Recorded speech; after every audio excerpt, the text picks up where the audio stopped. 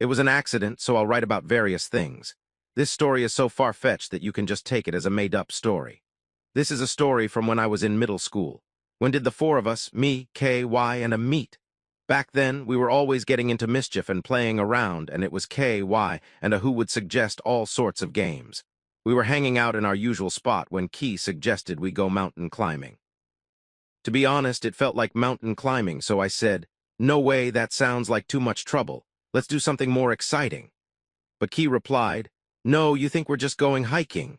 He was grinning proudly about something, so I listened to him, and it turned out that while he was driving his Harachari on his way to the next town, he came across a mountain surrounded by a fence.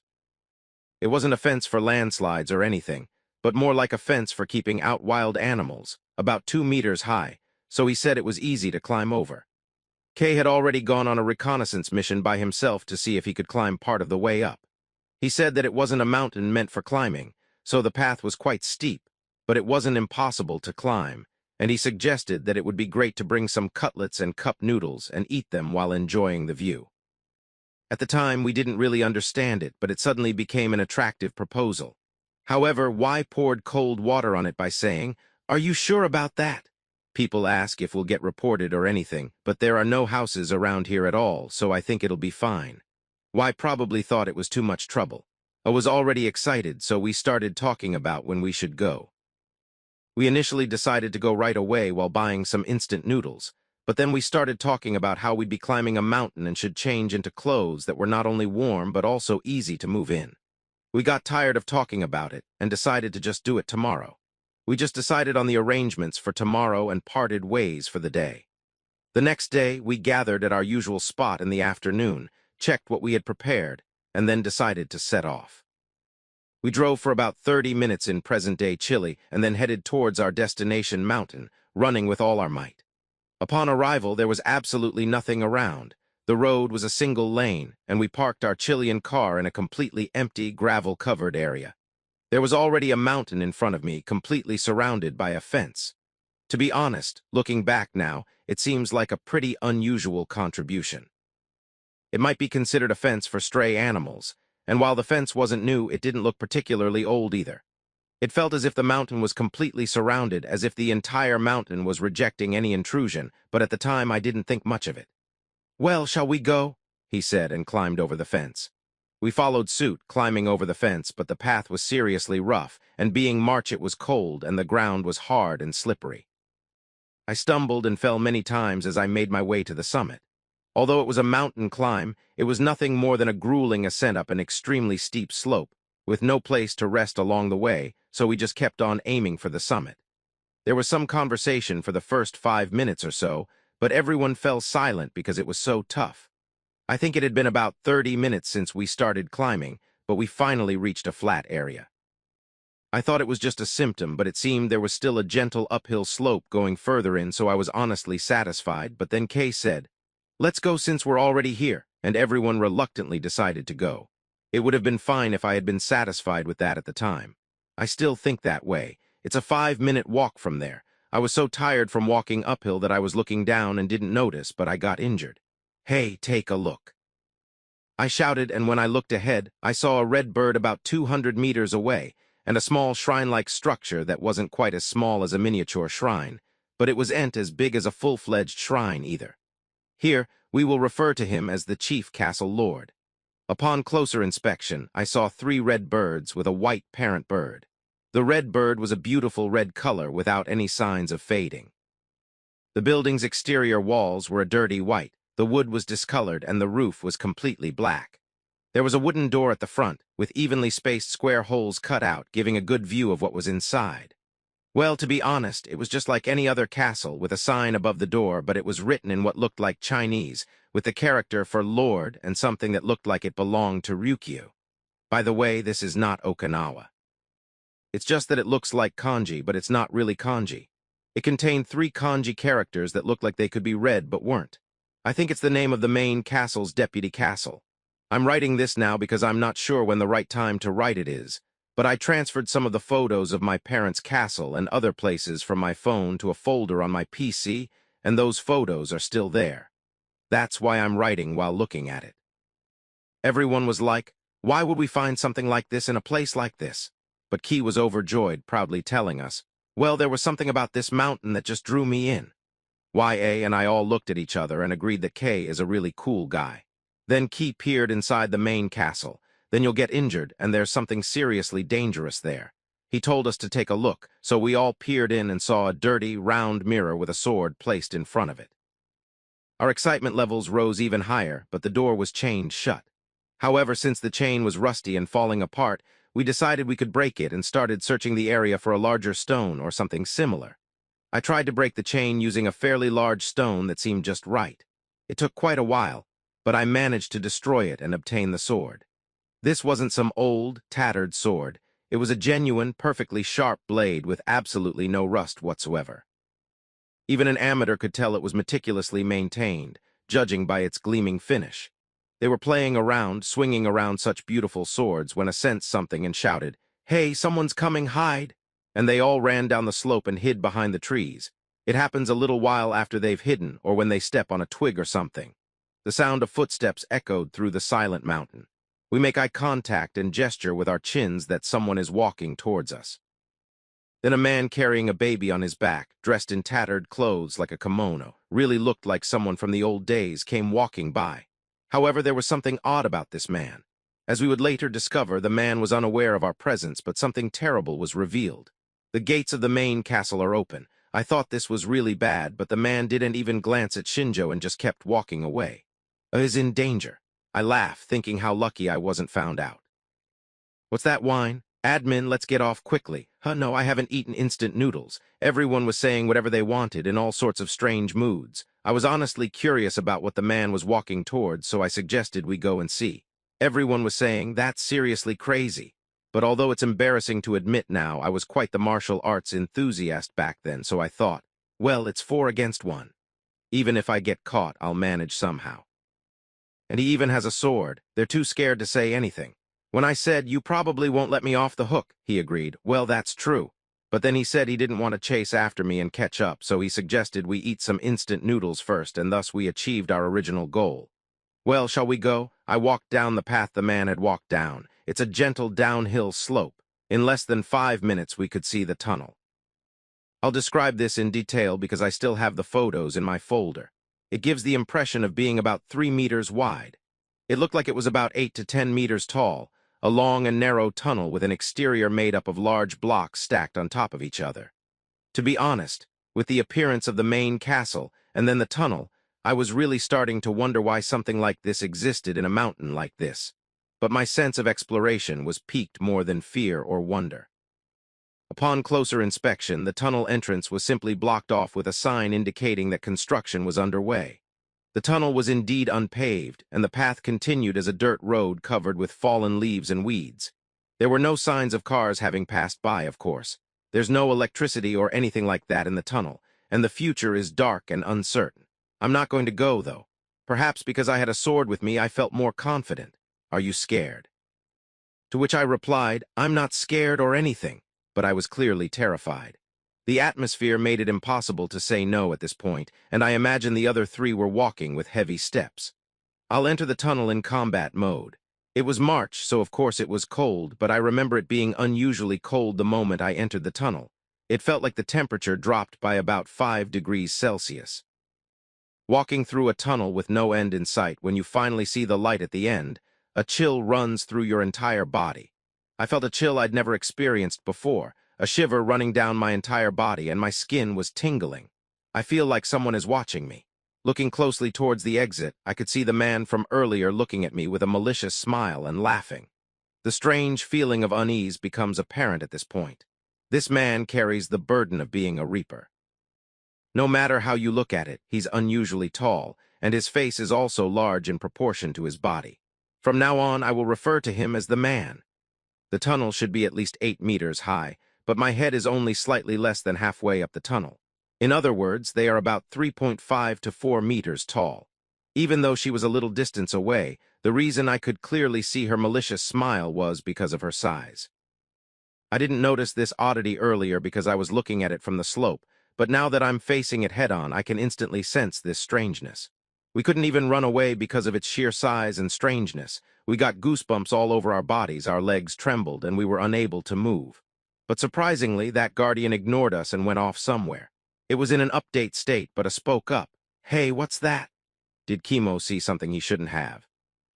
I wonder where he went to. Everyone was so confused and just blurted out whatever came to mind that it wasn't really a conversation at all. But at the same time, frustration also arises. He had a really arrogant look on his face. Back then, we were still a bit of a troublemaker, and we had that youthful indifference to being looked down upon. To be honest, I was just putting on a brave face and trying to get rid of my fear, but what the hell is wrong with me, or rather, that guy? What a disgusting face you have. And it's way too big. Chemo, maybe it's something like that. Maybe there are human-like beings on this mountain. Y and A were also making lighthearted remarks, saying things like, "We were both playing the role of the demon, weren't we?" To be honest, I think that conversation at the time was half frustration and half a way of hiding my fear. I tried to act tough and suggested we go a little further. I was pretty sure the idea of Caro's was already out there, but I didn't put in any effort and just said, "Hey, you come along. You're the one who came up with this game, so don't chicken out now. I can go, by the way. If you're scared, you should just go home. Here, I had always intended to go ahead on my own. Looking back, it seemed like they were really pushing the limits, and the conversation felt quite awkward. But this comment prompted everyone to decide to go. Even if something happens, we have swords and people here. We decided to move on, arguing that no matter how big it was, we could manage it with 4 people. We had made up our minds and were ready to go along with it, even if it meant using a basket to carry out the task. As we emerged from the tunnel, it felt as though it had been sunny and bright just moments before, but now the surroundings were damp and muddy, like after a rain shower with a thin mist swirling around at waist height. To be honest, up until the tunnel, it just looked like a desolate, unmanaged natural mountain with nothing but trees and dirt. But here, for some reason, there wasn't a single tree growing, and while it was natural in a way, there was a clear sense that it was being managed by human hands. It's just a continuous stretch of flat ground. To put it simply, it might be easier to imagine it as a vast expanse of land, like a soccer field or a sports ground, right in front of you. But to be honest, I might say I was relieved at that time. To be honest, I was having all sorts of thoughts swirling around in my head like, what if Keiguo is waiting for us? Or what if there's some weird building and we have to go inside? So conversely, although it was creepy, the fact that there was nothing there made my earlier anxieties disappear. There's nothing here, I thought to myself. I wasn't expecting that either. And why are both boring and there's nothing particularly special about them, so I lightly criticized them. As we discussed it, we decided to walk straight across this flat, empty plain rather than through a tunnel. I figured that if anything happened, I could just turn around and go back to the tunnel, so walking straight was the best option rather than wandering around, and I kept walking. The space was so utterly desolate that Kay, losing patience, suggested, "There's nothing left here, let's go home." Having had our fill of fear and creepiness, we opened it. I think I only walked for about 10 minutes, and I felt like I kept walking in the direction I was going and stood there for a while, but I couldn't get back to where the tunnel was. Moreover, the fog is noticeably thicker than before. In our desperation, we all tried running, but there was no tunnel anywhere. I drove around the area for about 15 minutes, but I couldn't find my way back to the tunnel. Hey, what's going on? Why can't I go back? Where did the tunnel go? I should have come back right away. That's when I realized, Kay's nowhere to be seen. Hey, Kay, he asks A, and why he shouts that he was just behind me a moment ago. Hey, Kay, where are you? If you're doing that just to scare people, it's not fun, so come out already. But the eerie atmosphere is completely silenced. We're looking for the tunnel, and Kay, I told the 2 of them, don't you dare get separated from me. After walking together for a while, the view began to open up. And when the fog cleared, we were so shocked we almost fainted. There was a turret about 20 meters away from us, and perhaps someone's head was bashed in inside it with something like a Don Quixote product. There it was, its eyes popping out, its tongue sticking out to the sides, its face covered in blood, its body crammed into the crab. Both A and Y let out a sigh. I was so terrified I couldn't speak, and only tears flowed. Then from behind, a low voice, speaking in a way that seemed to be filled with laughter, said, "There's still so much sky to see over here. Who's next?" When we turned around, there was Mamoru, laughing at how similar we looked. We screamed. The man with the basket was gripping an iron bar in his hand, and he was about to bring it down on me. I was able to avoid it thanks to Y yelling, "Watch out," and pulling hard on the collar around my neck. In my state, Y yells, "Run." It unleashes a barrage of Saturn-like energy upon me. We ran as fast as we could, but there was still no tunnel anywhere. To be honest, I was about to give up. We're going to be killed too. They'll all be killed. That thought crossed my mind. Both A and Y had reached their physical limits. The man came walking after me, grinning. Just when I thought it was all over, I felt an incredible heat emanating from the sword I was holding. I thought I was imagining things, but the temperature kept rising. The entire sword was so hot that it made me gasp. I was so desperate to escape that I forgot I even had a sword with me.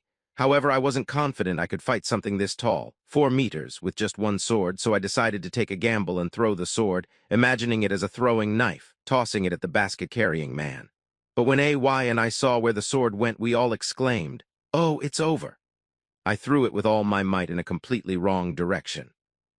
Despite the attack not even grazing me, the guardian grinned even more and walked closer towards me.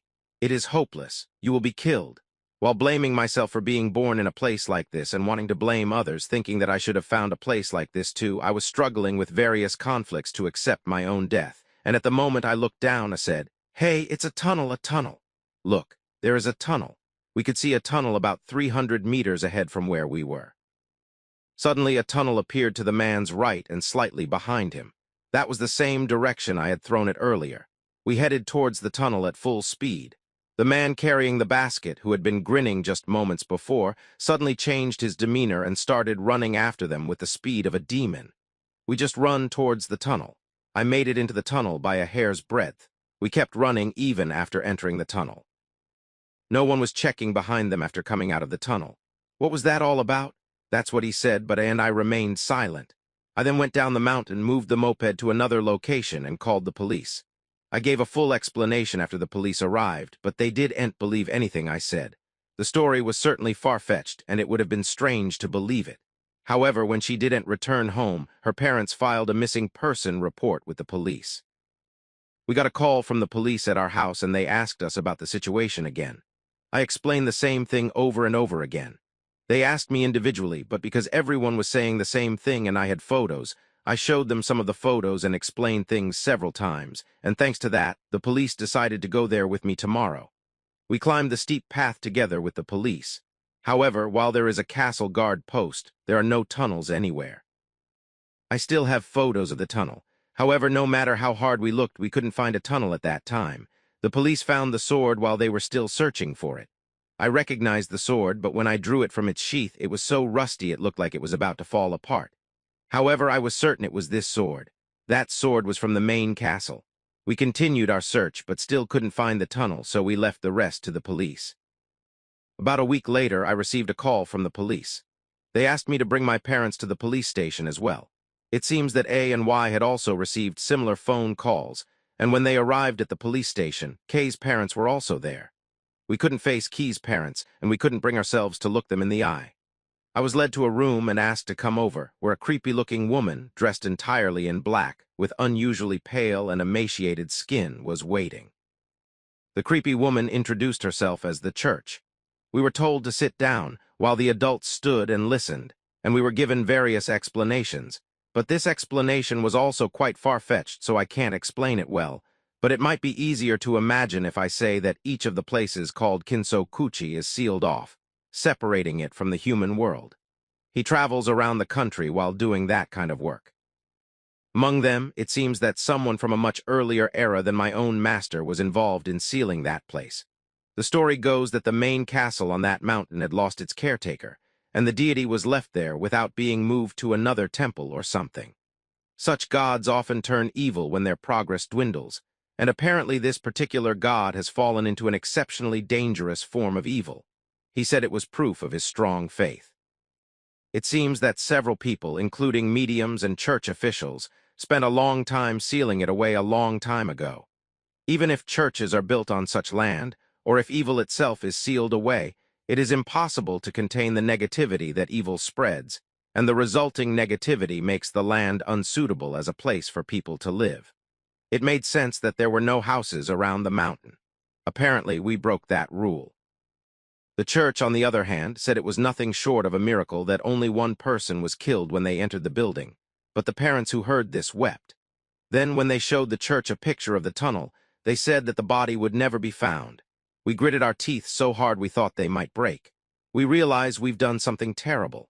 However, the reason why it hasn't been found remains a mystery, as we can't ask Kay's parents for more details. The church continues, and now that the seal is gone, if you remain in this land, he will surely come after you. Sealing something isn't something that can be done quickly. It will take at least 10 years. I was told, if you value your life, get out of this place for 10 years. My own parents, as well as the parents of A, Y, and K, seemed to understand that what the police station was saying wasn't a lie. When I asked about swords, I was told this story. It seems that the sword was a personal possession of Shinshin, the first lord of the castle, and was sealed away in that place as a token of respect for a strong man. He probably couldn't bear to see the god he worshipped reborn as evil and taking people's lives. That sword must have guided you, the church leader said. The conclusion was that the Jaw Man was originally a god but had fallen into evil, and we were strongly criticized for unleashing something incredibly troublesome upon the world. However, even the church doesn't know why he was dressed in such a way, but they say that it might have been a manifestation of something close to the human form he had when he was being worshipped, and that he was dressed that way because he still had lingering attachments to the time when he was believed in and to being human. After we finished talking, we had a medium perform a kind of spiritual cleansing through the church priest's introduction, and we moved in 3 days later. As a side note, I wasn't arrested for trespassing or anything like that. The police only issued a stern warning. Since then, it's become difficult to contact A and Y, and due to changes in their phone numbers and other things, I've lost track of their contact information. Are you watching this? I think quite a bit of time has passed since then. The address and phone number haven't changed since then. If you still have my contact information, please get in touch. Let's go visit the graves we haven't been to yet.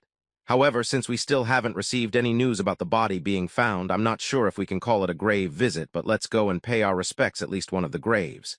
Everyone's grown up now. I've reached an age where I can say that I really miss those days. Oh, that's right. Do you remember what the church told us back then? That we had to pay the price for using the sword. Do you remember that we had to go and produce it? Lately, just like the church told me back then, I've been having that dream over and over again. To be honest, I'm scared. Is that the case for both A and Y? I'll wait for now. This is a story about something that happened to me when I was 20 years old at the place where we made a promise that day at that time. At the time, I was attending a vocational school, and there I met and became close friends with A, B, C, and D. The 5 of us often spent our days off together. Since there were 5 guys hanging out together, there was no way any of them could get girlfriends. Then I bought a used car, and like typical young people, they decided to go to the beach in search of someone. However, although I went to the beach, unfortunately I wasn't able to meet any women. We all agreed that life isn't that easy, and so we headed home with a driving. I stopped for dinner on the way home and drove home while enjoying the scenery. As we entered the mountain path, fog began to roll in, and gradually it turned into a dreary landscape. To A, who was driving, "You can't see ahead, are you okay? Be careful and drive safely." That's what he said. I was also driving very cautiously, slowing down considerably. Looking in the rearview mirror, I could barely see behind him, so I think he was driving under an extremely tense state. I think I drove for about 30 minutes. Suddenly, an incredible light shone in. At first, the 5 of us thought we were either rivals or successors to the imperial family.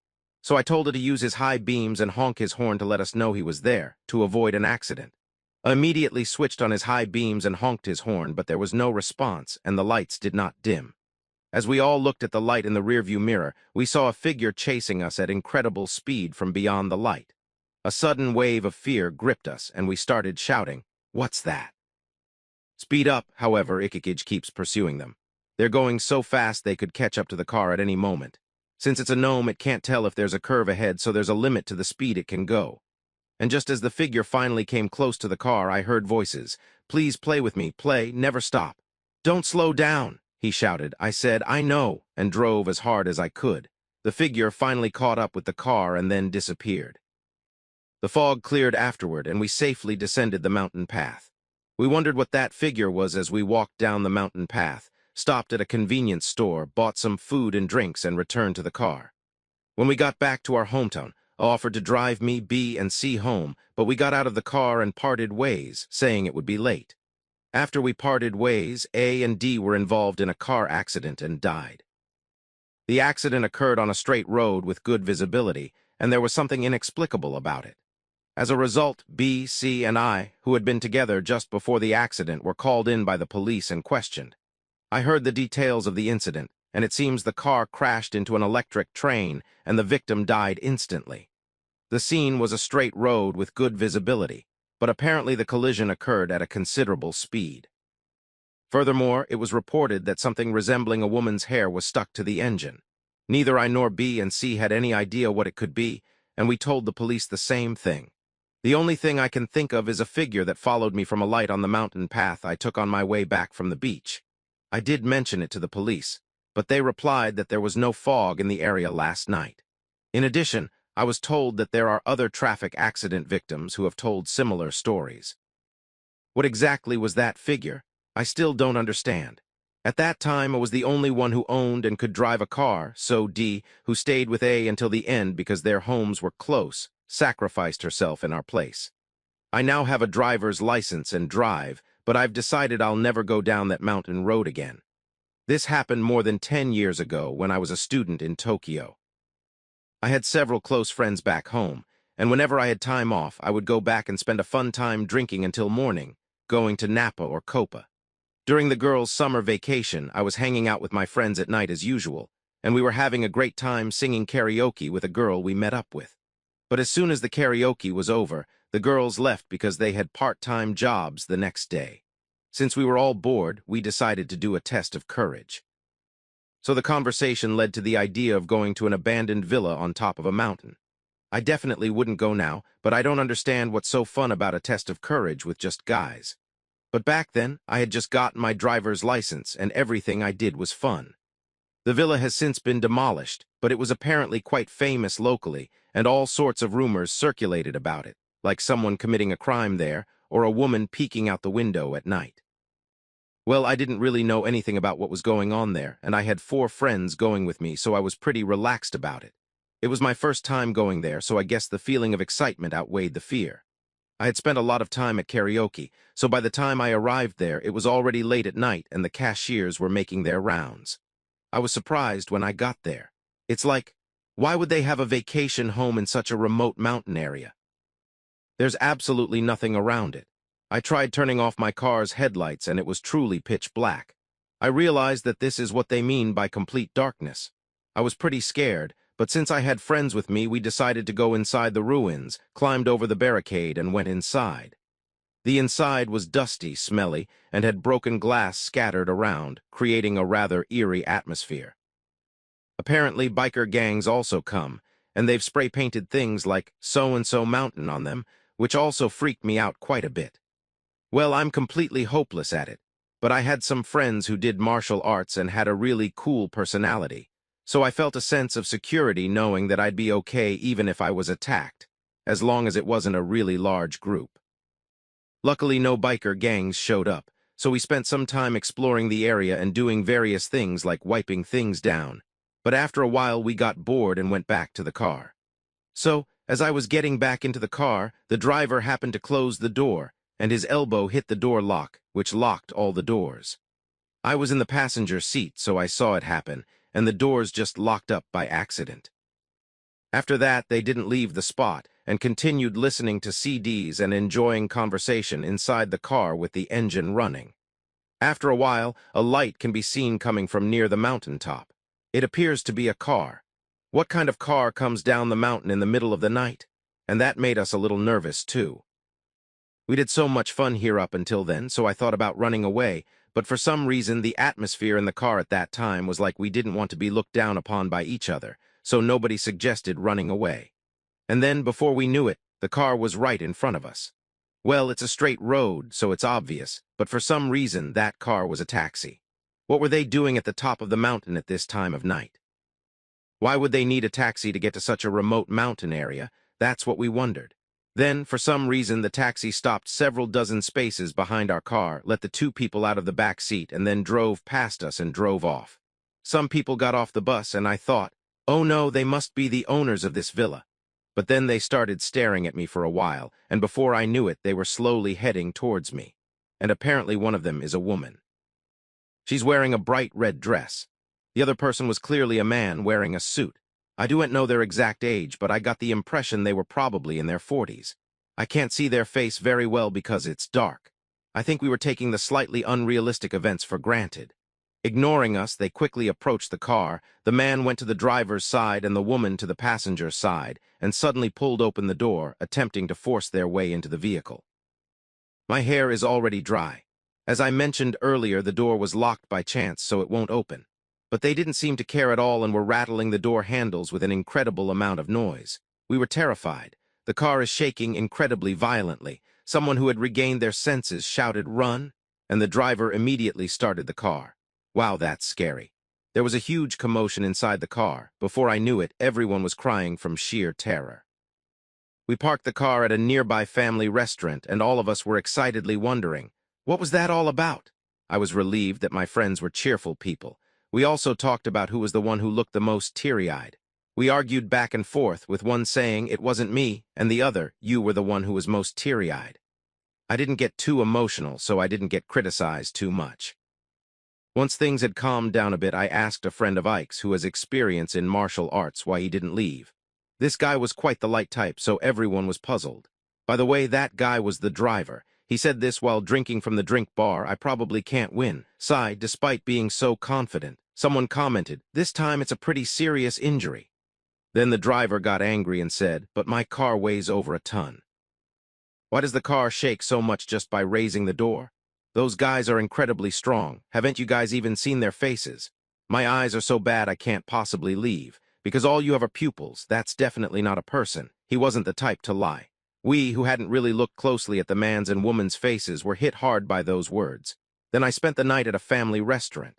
I'm writing this because it happened, but I didn't cry, but I did pee a little. That was the first time I learned that when a person experiences true terror, they can even wet their face.